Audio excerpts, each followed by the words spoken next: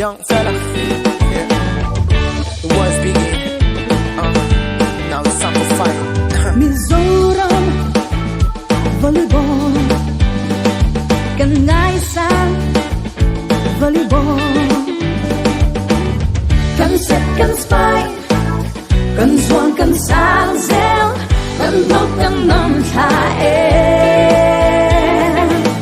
Can Kut Can Ke, Can Thua Can Mang Âu, Can Lâm Can Pan Zele.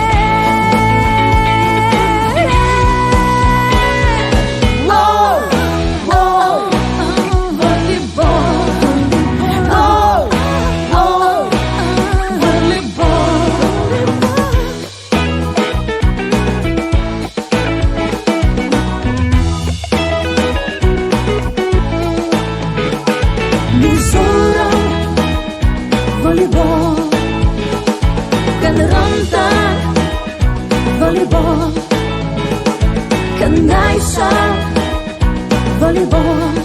Yeah.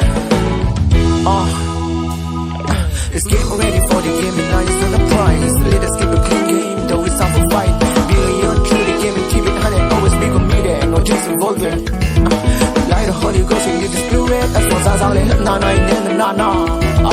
Đã kia mà theo là tập tù dốc cái xưa là hồ sắc tôi vào cần phone có cần khu cần lắp chua Can Zwang Can Ramtan Can Bốc Can Ngai San